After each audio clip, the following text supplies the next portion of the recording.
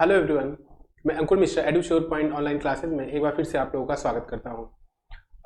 Last CDP वाले series में हम लोगों ने इन्फेंसी एज के बारे में अच्छे से डिस्कस कर लिया था और उसको समझ लिया था और अच्छे से उसको देख भी लिया था। आज हम लोग उसी के आगे का नेक्स्ट टॉपिक है बाल्यावस्था यानी कि चाइल्डहुड एज। उसके बारे में अच्छे से समझने की कोशिश करेंगे, जानने की कोशिश करेंगे। आइए देखते हैं बाल्यावस्था एज कब से कब तक होती है। पहले ये देख लेते हैं।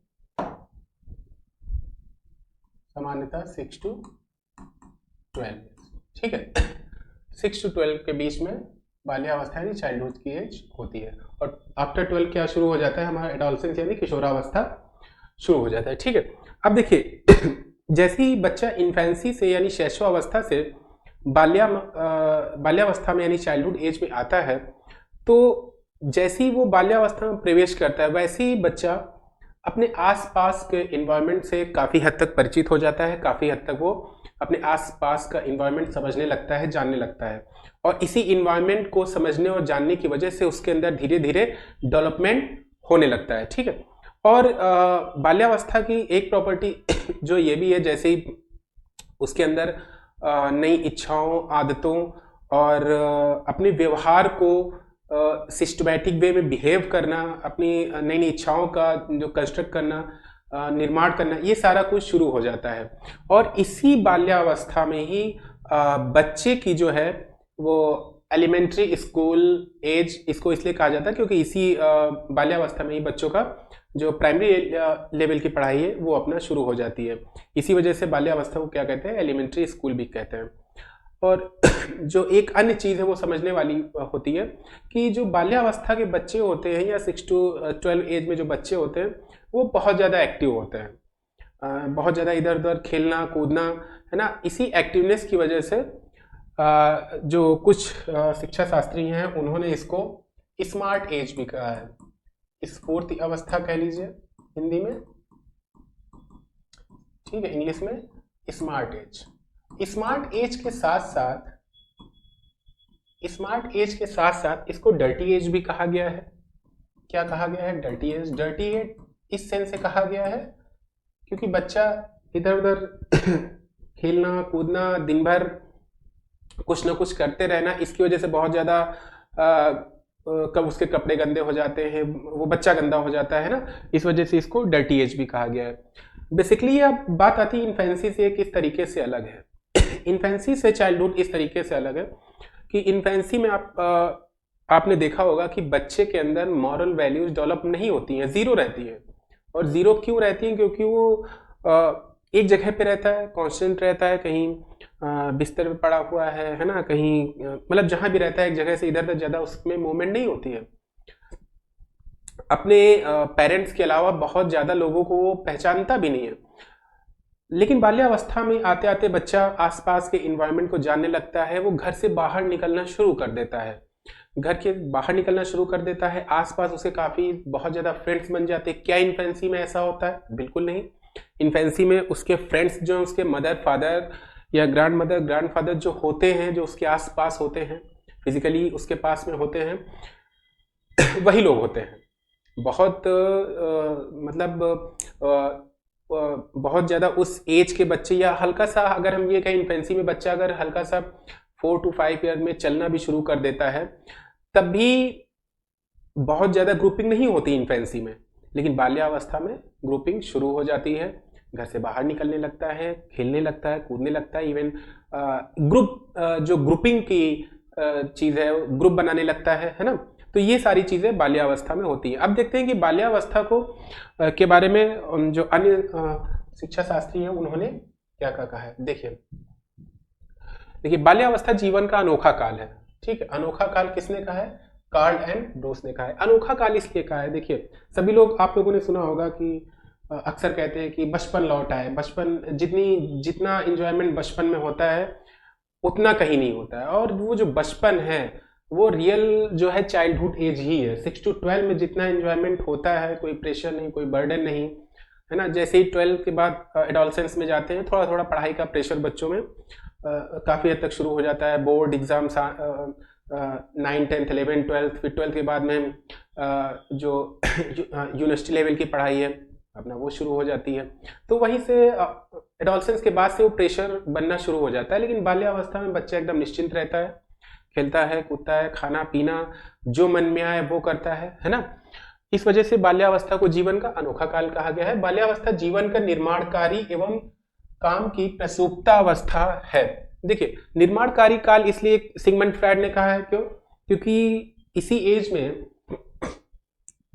सॉरी इसी एज में जो बच्चा है उसके अंदर नई नई आदतों का वो कंस्ट्रक्शन करता है, नई नई इच्छाओं का निर्माण करता है, अपने बिहेवियर को दूसरों के सामने कैसे रखना है, कैसे बात करनी है, कैसे रहना है, ये भी, या हम यूं कहें वो मैनर भी सीखने लगता है, मॉरल चीजों को भी सीखने लगता है, और समाज में कैसे बिहेव करना है ये भी जानने लगता है। इसी वजह से इसको निर्माणकारी काल भी कहा जाता है, कंस्ट्रक्टिव एज। और काम की प्रसूप्तावस्था, प्रसूप्तावस्था का मतलब है जो सेक्स इंस्टिंक्ट था, जो इन्फेंसी में बहुत ज्यादा हुआ करता था, वो इसमें बहुत कम हो जाता है, ना के बराबर हो जाता है। क्यों? क्योंकि इसका जो बाल्यावस्था में है, इस एज में बच्चे इधर उधर खेलने में, कूदने में, वहां पे उनका दिमाग लगने लगता है। इस वजह से सिगमंड फ्रायड ने कहा है बाल्यावस्था जीवन का निर्माणकारी और काम की प्रसूप्तावस्था है। अगला स्टेटमेंट जो है, बाल्यावस्था मिथ्या परिपक्वता काल है, यानी स्यूडो मेच्योरिटी। स्यूडो मेच्योरिटी का मतलब यह है, जो कि रॉस ने कहा है, कि बच्चा खुद को मेच्योर समझने लगता है।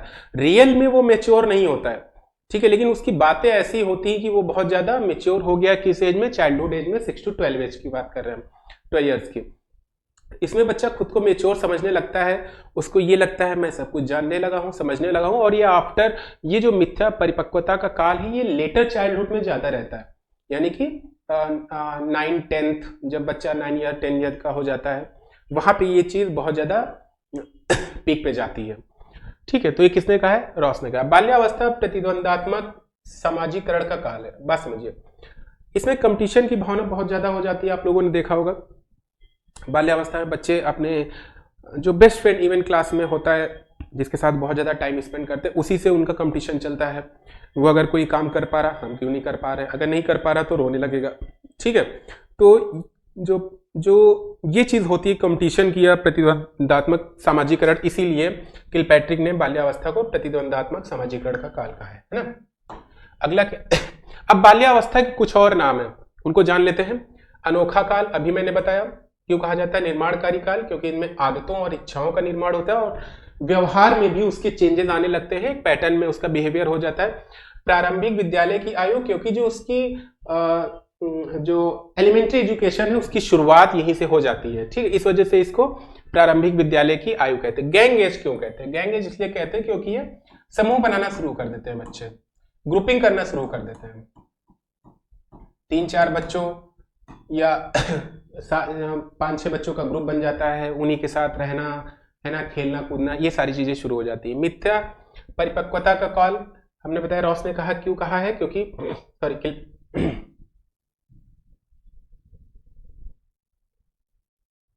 ये देखिए है ना, रॉस ने कहा मिथ्या परिपक्वता का, रॉस ने कहा है। क्यों कहा है? क्योंकि इसमें बच्चा जो है खुद को बड़ों सा समझने लगता है, उसको लगता है कि हम जो जानते हैं ये शायद बड़े लोग नहीं जानते हैं, हम जो कर रहे हैं यही सही है। इस वजह से इसको स्यूडो मेच्योरिटी का एज कहा जाता है। मूढ़ चिंतन की अवस्था, मूढ़ चिंतन का मतलब है कि कॉन्क्रीट चीजों को देखकर, जो कि जीन प्याजे ने भी बताया था कि कॉन्क्रीट चीजों को देखकर इनके अंदर जो रीजनिंग, जो थिंकिंग है वो डेवलप होने लगती है बाल्यावस्था में। और बाल्यावस्था के बाद एब्स्ट्रैक्ट थिंकिंग भी शुरू हो जाती है। उत्पाती अवस्था क्यों? क्योंकि बच्चे बहुत ज्यादा इधर उधर खेलते, एक दूसरे के घर जाकर खेलते हैं, चीजों को तोड़ा ताड़ी ये भी हुआ करती है। इस वजह से इसको उत्पाती अवस्था। और खेलने की आयु इसलिए क्योंकि सबसे ज्यादा जो बच्चा खेलता है या खेल को एंजॉय करता है बाहर, वो इसी एज में करता है, ना तो किशोरावस्था में, ना तो इन्फेंसी में। ठीक है, अब देखिए बात आ जाती है बाल्यावस्था की विकासात्मक विशेषताएं, यानी कि कौन कौन सी कैरेक्टरिस्टिक्स हैं चाइल्डहुड में वो देख लेते हैं। और हम लोग साथ में कंपेयर करेंगे इन्फेंसी से, इस चीज को ध्यान रखिएगा। शारीरिक तथा मानसिक विकास में स्थिरता आ जाती, क्यों आ जाती है? अगर आप लोगों ने जब ग्रोथ एंड डेवलपमेंट को हम डिस्कस कर रहे थे, तब मैंने बताया था कि स्पाइरल वे में भी डेवलपमेंट होता है। इस तरीके से देखिएगा, अगर दिख रहा हो, है ना, तो मैंने कहा था अगर ये शैशवावस्था है और ये बाल्यावस्था है, तो शैशवावस्था में तो डेवलपमेंट, ग्रोथ एंड डेवलपमेंट बहुत तेज होता है, लेकिन जैसे ही बाल्यावस्था में इंटर करेगा वो स्थिर हो जाएगा। ठीक है, जब तक कि शैशवावस्था को पूर्ण रूप से सही नहीं कर लेगा तब तक वो आगे डेवलपमेंट नहीं बढ़ेगा। क्योंकि शैशवावस्था में यानी इन्फेंसी में ग्रोथ एंड डेवलपमेंट बहुत तीव्र गति से होता है, बहुत फास्ट होता है। इसी कारण से बाल्यावस्था में जो है वो स्पीड जो है मंद पड़ जाती है, stability in physical and mental growth. ठीक है, बात समझ में आ गई। और किशोरावस्था में जाते ही ये थोड़ा तेज और होती है, लेकिन बहुत ज्यादा समय तक नहीं रहती है।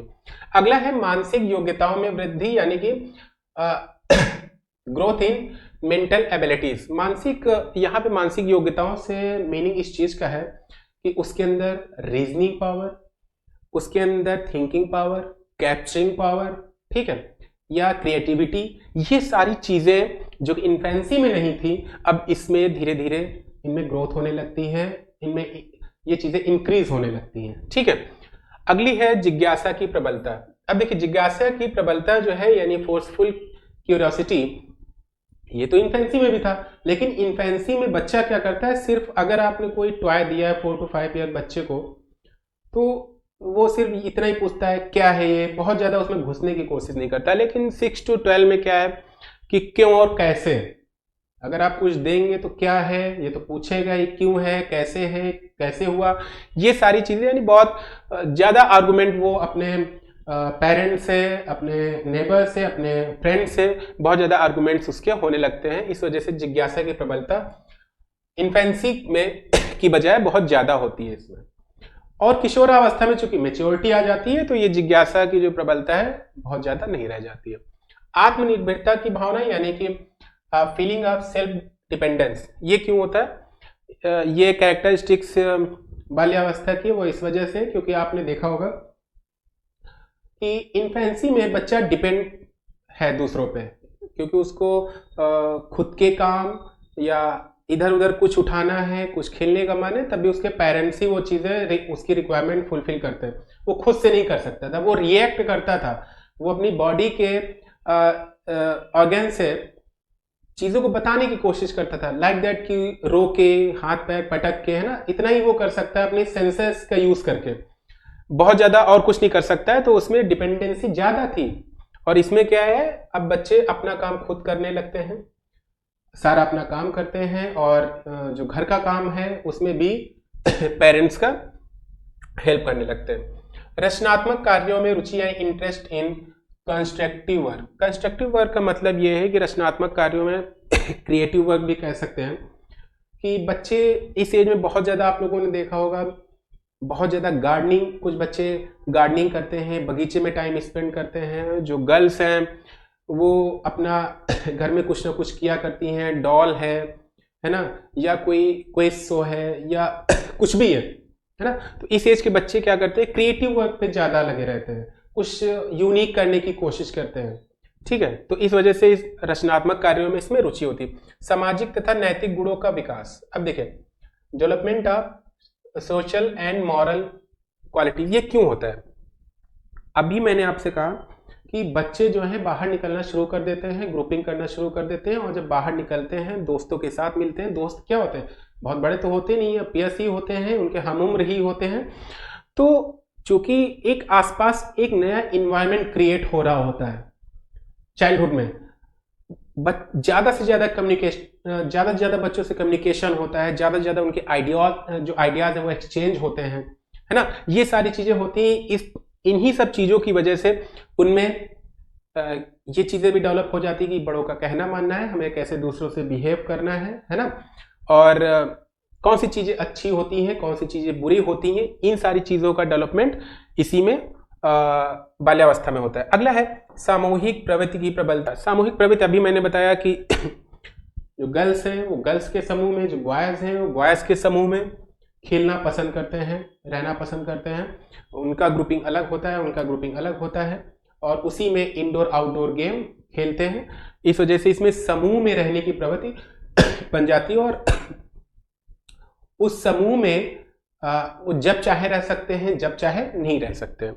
तो इस वजह से इनमें सामूहिक प्रवृत्ति की प्रबलता, और समूह वो बदला भी करते हैं, चेंज भी करते हैं।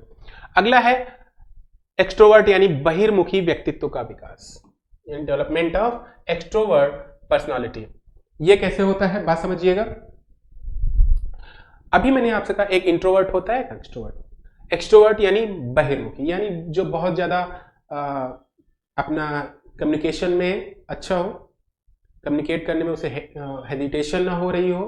अब चूंकि बच्चा जब घर से बाहर निकल रहा है, इधर उधर खेल रहा है, कूद रहा है, इधर उधर के दोस्तों को मतलब अपने फ्रेंड्स की हेल्प कर रहा है ना, ये सारी चीजें जब होना शुरू हो जाती हैं तो उसका जो व्यक्तित्व, उसकी पर्सनालिटी कैसे हो जाती है, एक्सट्रोवर्ट हो जाती है, यानी बहुत ओपन अप हो जाता है, बहुत ज्यादा हेजिटेशन नहीं होता है।